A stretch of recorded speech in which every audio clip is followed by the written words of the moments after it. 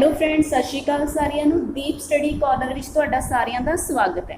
Friends, ਅੱਜ ਆਪਣੀ computer ਦੀ second class ਹੈ। ਆਪਾਂ ਜੋ ਇਹ ਸੀਰੀਜ਼ ਸਟਾਰਟ ਕੀਤੀ ਹੈ, ਇਸ ਦੇ ਵਿੱਚ ਤੁਹਾਨੂੰ ਪੰਜਾਬ ਦੇ ਪਿਛਲੇ ਪੇਪਰਾਂ ਵਿੱਚ ਜਿੰਨੇ ਵੀ ਹੁਣ ਤੱਕ ਕੰਪਿਊਟਰ ਸਬਜੈਕਟ ਵਿੱਚੋਂ ਕੁਐਸਚਨ ਪੁੱਛੇ ਗਏ ਨੇ, ਉਹ ਸਾਰੇ ਦੇ ਸਾਰੇ ਇਸ ਵਿੱਚ ਕਵਰ ਕਰਵਾਏ ਜਾਣਗੇ।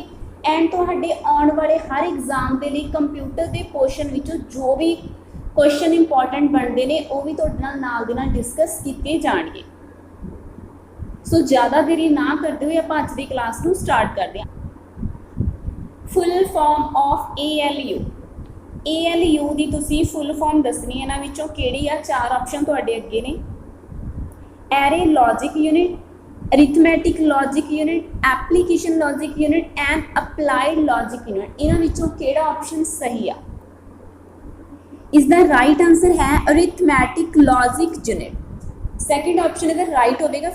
फ्रेंड, जो ALU है ये CPU का एक कंपोनेंट है। CPU की है? Central processing unit.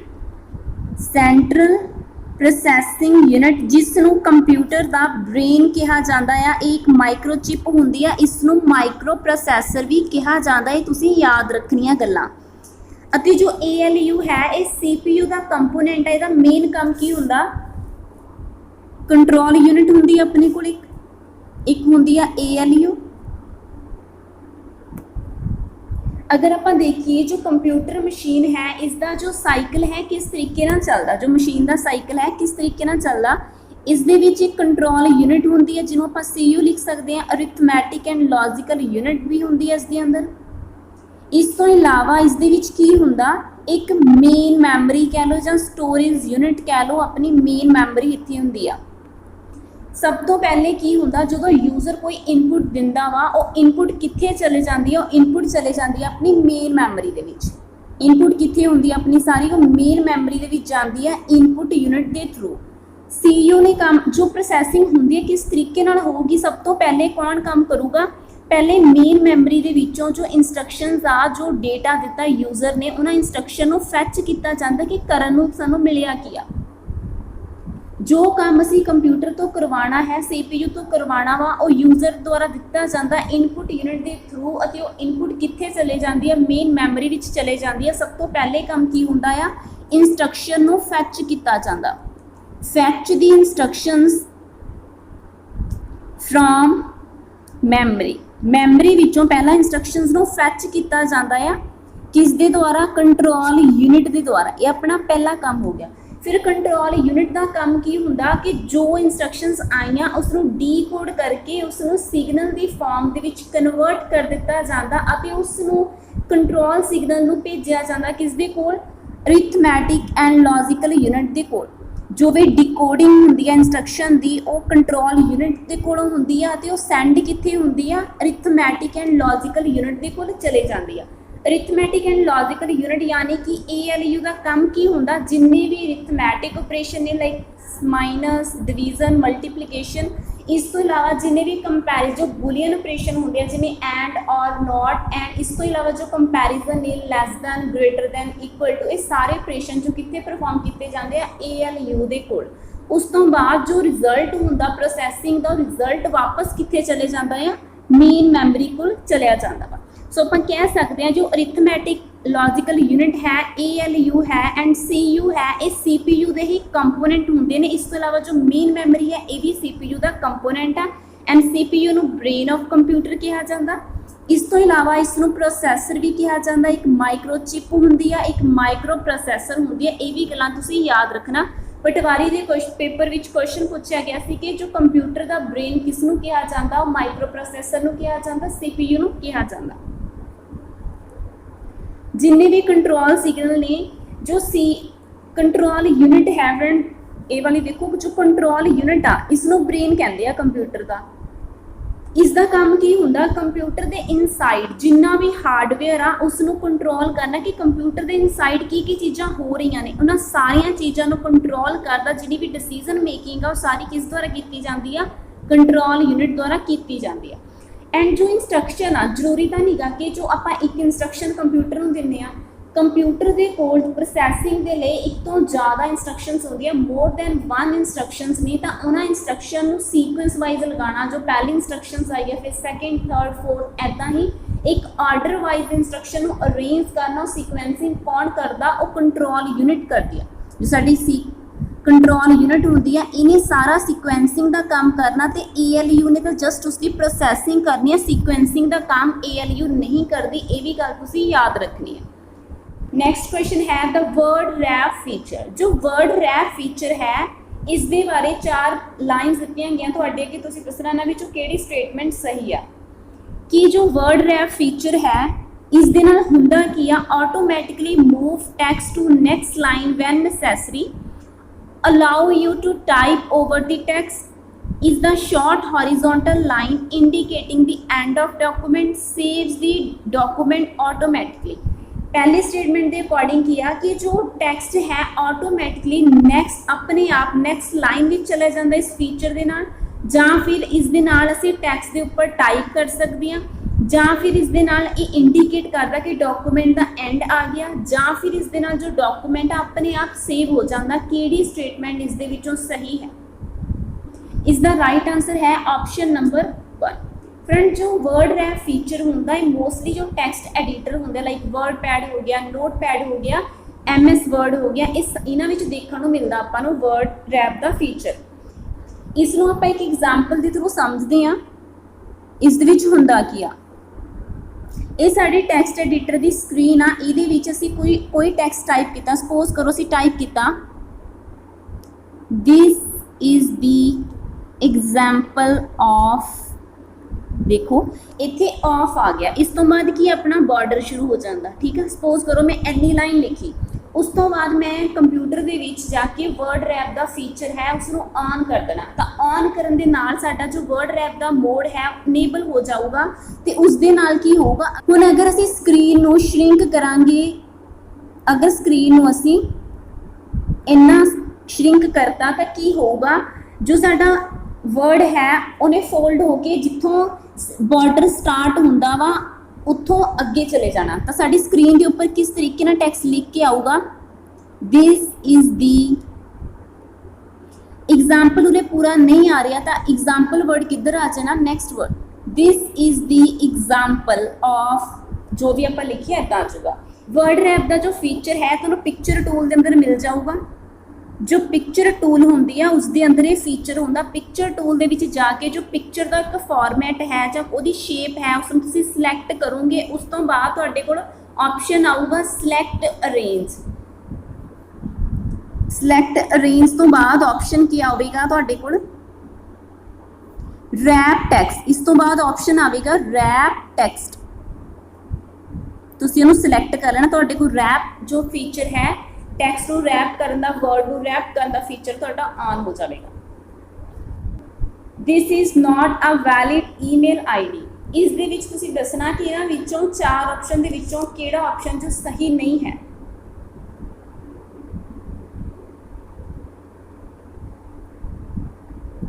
सॉरी इत्थे नॉट नहीं आवेगा, इत्थे की आना वैलिड दसना तुसीं, नॉट नहीं आऊगा। This is a valid email ID। जो अपने ईमेल IDs होंदियां ने, ईमेल की फुल फॉर्म की होंदी है friends, electronic mail. Electronic mail तुसीं दसना कि जो ID होंदी आ उहदा फॉर्मेट की हुंदा।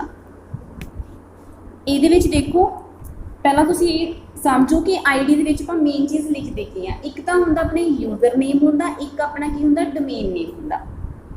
इस दे विच 2 पार्ट हुंदे आ, user name and second part जो होंदा है उसनूं सैपरेट किया जाता @ सिंबल दे नाल, किहड़ा हुंदा अपना डोमेन नेम। जो ईमेल हुंदी आ इस दे विच जो ईमेल एड्रैस हुंदा, जो ईमेल का एड्रैस हुंदा फ्रेंड्स एक केस सेंसिटिव नहीं हुंदा, not a case sensitive. Case sensitive का मतलब ये हुंदा कि चाहे असी कैपिटल लैटर लिख लीए चाहे असी स्मॉल लैटर लिख लीए, इहदे विच कोई मैटर नहीं करता, तुहानूं कोई एरर इस दे वल्लों नहीं आवेगी। बट ये स्पेस अलाउड नहीं होंगी, स्पेस इज नॉट अलाउड। ये तुसी याद रखनी है कि जो स्पेस आ ब्लैंक आपां नहीं छड्ड सकदे, इसनूं कैपिटल जां स्मॉल लिख सकते हैं। मोस्टली असीं स्मॉल लिखते हैं बिकॉज वो रीडेबल हो जाता, साडे लई ज़्यादा अंडरस्टैंडेबल हो जाता। अते इसनूं सैपरेट किया जाता, ये मैंडेटरी की अपना एट दी रेट सिंबल आना जरूरी है। तो देखो ये एट दी रेट सिंबल की आ रही है, बिल्कुल नहीं आ रहा, सो ये अपना गलत हो जाएगा। इधर देखो सैकेंड विच इत्थे स्पेस आ रही है, अंडरस्कोर आ रही है, स्पेस आ रही है, ये चीज़ इत्थे अलाउड नहीं हैगी। इहदे विच देखो इत्थे की आ रहा वा, डॉट आ रहा, डॉट भी इहदे विच अलाउड नहीं हैगा। इस दे विच देखो XYZ 674 तुसी अल्फाबेट भी लिख सकते हो, नंबर भी लिख सकते हो, बट कोई स्पैशल करैक्टर नहीं पा सकते। आ चीज़ अपनी की होगी, पहली यूजर नेम होगी। देखो जो आ वाली चीज़ आ ये की आ user name, at the rate symbol दे नाल आपां सैपरेट करते हैं इसनूं। आ चीज़ की होगी अपना डोमेन नेम। डोमेन नेम की हुंदा फ्रेंड्स, ये सर्विस प्रोवाइडर हुंदे आ जो ईमेल की सर्विस प्रोवाइड करवाते हैं, जिवें जीमेल होगी, याहू एंड हॉटमेल, ये सारे की ने ईमेल के प्रोवाइडर्स ने। इन्हां किसी दे नाल .com लगता, किसी दे नाल .in लगता, ये भी आप अगे डिस्कस करांगे जिमें जिमें क्वेश्चन अपने आते रहेंगे। तो इत्थे अपना राइट ऑप्शन की सी, ऑप्शन नंबर 4। नैक्सट देखो ये भी क्वेश्चन आया हुआ, which of the following is correct email ID। इन्हां विचों करैक्ट किहड़ा, देखो हुण आपां हुणे समझिया, ये एट दी रेट सिंबल नहीं हैगा, लिमिनेट हो जाएगा। इस दे विच डॉट है, ये भी अपना लिमिनेट हो जाएगा। ये आपां नूं सही लग रहा किते ना किते। जो आ वाला है देखो फोर्थ वाला, ये एट दी रेट सिंबल तो है, बट आ चीज़ की आ, ये तो पूरे का पूरा इन्होंने एड्रैस देता है कि ये चीज़ इतने अलाउड नहीं हैगी। तो ऑप्शन नंबर साडा थर्ड की हो जाएगा, बिल्कुल सही हो जाएगा।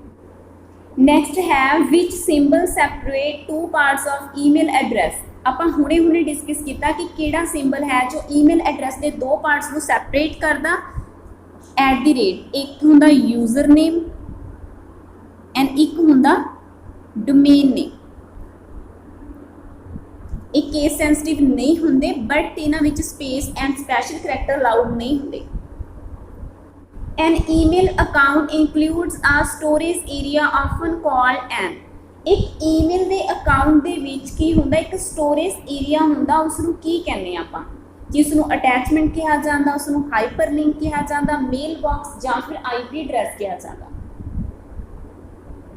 तो इसका राइट आंसर हो जाएगा मेल बॉक्स। जो आपां नूं ईमेल रिसीव हुंदी आ वो अपनी इनबॉक्स भी चले जाती है, उसनूं मेल बॉक्स भी कहते हैं एंड इनबॉक्स भी कहते हैं। एक स्टोरेज एरिया हुंदा जिस दे विच अपनी सारियां ईमेल्स पईयां ने, चाहे आप रीड कीतियां ने चाहे वो अनरीड ने। हले अटैचमेंट की हुंदी आ, जदों असीं ईमेल नूं सेंड करना, जिवें आपां इहदे विच ईमेल दी बॉडी है, इहदे विच कोई टैक्सट टाइप कीता, टैक्सट दे नाल नाल असीं कोई फाइल कंप्यूटर दी कोई फाइल सेंड करनी है, तो वो भी इस दे नाल more than one files we can attach, एक तो ज़्यादा फाइलां असीं अटैच कर सकते हैं, उसनूं असीं की कहने आ अटैचमेंट। एंड जो हाइपर लिंक हुंदा, हाइपर लिंक की हुंदा कि जिवें असीं गूगल तो कोई सर्च करते हैं, कोई पेज साडे कोल, वैब पेज साडे कोल ओपन होके आ गया, वैब पेज साडे कोल ओपन होके आ गया, उत्ते विच काफ़ी ज़्यादा लिंक बने होंदे आ, जिहदे ब्लू कलर का, इसकी पहचान ही ये होंदी है कि ये ब्लू कलर का हुंदा, उहदे नीचे लाइन लग के आ जाती है। अगर असीं इहदे उपर अपना कर्सर लैके जाने आ तो उत्थे एक हैंड का सिंबल बन के आ जाता, उस तो पता लग जाता कि एक हाइपर लिंक आ, मीनस के अगर असीं इस दे उपर क्लिक करांगे तो इस दे नाल जो पेज कनैक्ट होगा, सानू सीधा उसके उपर जंप करवा देगा, असीं सीधा उस पेज के उपर पहुँच जाएंगे। अते इसकी शॉर्ट फॉर्म की हुंदी आ, शॉर्टकट की हुंदी आ हाइपर लिंक की, कंट्रोल के। जो IP एड्रैस हुंदा, इस दे विच इसदे वर्जन हुंदे आ, IP एड्रैस वर्जन 4 हुंदा, एक वर्जन 6 हुंदा, किन्ने बिट दे हुंदे आ, ये भी आपां अगे आने वाले क्वेश्चन दे विच डिस्कस करांगे। जंक मेल इज कॉल्ड, जो जंक मेल है उसनूं की कहा जाता, उसनूं स्कैन कहने, आप स्पैम कहने, स्विंग कहने, जां फिर सॉर्ट कहने। इसनों की कहा जाता स्पैम कहा जाता होंदियां जंक ईमेल होंदियां एक अनसोलीसिटेड ईमेल मैसेजेस होंदे ने अनसोलीसिटेड ईमेल मैसेजेस होंदे ने ये किसी मीनस कि एक मैसेज नूं जदों bulk of number of recipient दे कोल लिस्ट ऑफ रेसिपिएंट दे कोल सेंड किया जाता उस चीज़ नूं बोलते हैं अनसोलीसिट मैसेजेस। ये किसी भी एडवरटाइजमेंट करने के परपज़ के लिए भेजे जाते हैं किसी सेम मैसेज नूं लार्ज नंबर ऑफ रेसिपिएंट दे कोल भेजा जाता यूजली साडे जंक फोल्डर दे विच स्पैम फोल्डर विच चले जाते हैं ईमेल दे इसनूं जंक मेल भी कहा जाता। Draft folder in email is use to जो ड्राफ्ट फोल्डर होंदा ईमेल दे विच उसनूं की कहा जाता जो ड्राफ्ट फोल्डर है कि उसदे विच जो स्पैम ईमेल स्टोर होंदियां ने जां फिर जो अनसेंट ईमेल और सेव होंदियां ने जां फिर ईमेल जो डिलीट कीतियां जांदियां वो इस दे विच रखियां जांदियां जां फिर ईमेल दी कॉपी ये मेक करदा ड्राफ्ट फोल्डर। इसका राइट आंसर की हो जाएगा save unsent email. Friends draft की होंदा जो असी ईमेल किसी को सेंड कर देने जे तो सेंड होगी फिर वो सेंड हो जानी। कई बार की होंदा असी किसी को सेंड करने कुछ टाइप कर लेने सारा कुछ रेडी कर लेने बट असी सेंड नहीं करते उन्होंने सेव करके रख लेने कि बाद में लेटर ऑन उसको सेंड करना किसी भी रीजन करके तो उस टाइम पर जो साडा मैसेज है या साडी मेल है कित्थे चले जाऊगी ड्राफ्ट फोल्डर च चले जाओगी। ड्राफ्ट फोल्डर में साड़ियाँ वो वाली ईमेल्स होंदियां जो हजे असी सेंड नहीं कीतियां वो अनसेंट ने की ने वो अनसेंट ने वो सारियां साड़ी ड्राफ्ट फोल्डर च चले जाएगियां। Unsolicited commercial email is commonly known as आपां हुणे डिस्कस किया कि जो अनसोलीसिटेड कमर्शियल ईमेल आ उन्होंने की कहा जाता उन्होंने स्पैम कहा जाता। फ्रेंड जो अनसोलीसिटेड ईमेल्स होंदियां ने जंक ईमेल्स होंदियां ने इन्हों कमर्शियल परपज़ के लिए एडवरटाइज करने के लिए भेजा जाता different large number of recipient के कोल इसनूं भेजा जाता अपनी स्पैम फोल्डर के अंदर ही आ जांदियां ने। फ्रेंड्स हुण आपां ईमेल बारे पढ़ रहे हैं तो तुहानूं ईमेल बारे कुछ गल्लां दस दिंदे हां कि इसकी फुल फॉर्म की हुंदी आ। इसकी फुल फॉर्म हुंदी आ इलैक्ट्रॉनिक मेल एंड जो ईमेल के फादर किसनों कहा जाता फादर ऑफ ईमेल। अगर तुहानूं क्वेश्चन आ जाए तो इसके फादर अगर तुहानूं क्वेश्चन आ जाए फादर ऑफ ईमेल पे तो इसके फादर किसनों मन्निया जाता V A Shiva Ayyadurai V A Shiva Ayyadurai इन्हां दे फादर मन्ने जाते। सो याद कि मैं रखूँगी अय्यादुराई दुराई तो दूर से आई ऐदा याद रखना दूर से आई जो ईमेल आ दूर तो आती है दूर तो आई तो याद रखना कि ईमेल के फादर कौन ने we A Shiva Durai. Friends किते किते तुहानूं रे टॉमिल्सन भी देखने को मिलेगा रे टॉमिल्सन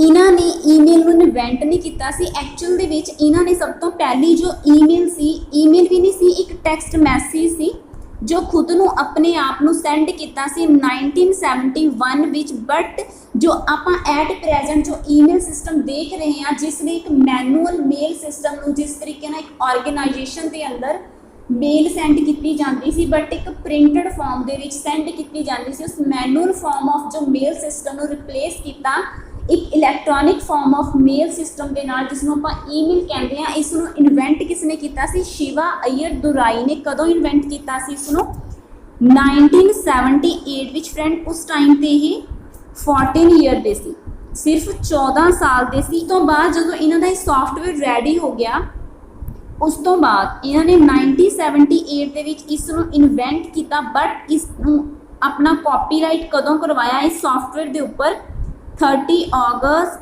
1982। ये भी गल्लां तुसीं इन्हां दे बारे याद रखनी है। The shortcut key for pasting copied contents in a document in Microsoft Office।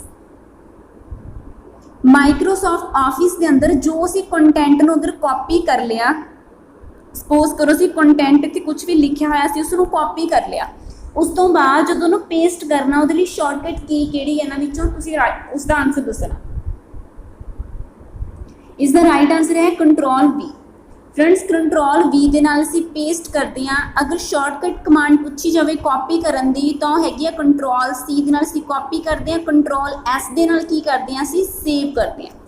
Control ए कद ਲਈ यूज किया जाता, सपोज करो इतने कुछ लिखिया होया पूरा डॉक्यूमेंट है, अगर असीं पूरे दे पूरे डॉक्यूमेंट नूं की करना, सिलैक्ट करना, पूरा डॉक्यूमेंट सिलैक्ट करना, तो उहदे लई असीं की यूज करांगे कंट्रोल ए। पूरा जिहड़ा कंटेंट आ साडा सिलैक्ट हो जाएगा पूरा दा पूरा डॉक्यूमेंट, उस तो बाद कंट्रोल सी करके इसनूं कॉपी कर सकते हैं, फिर पेस्ट।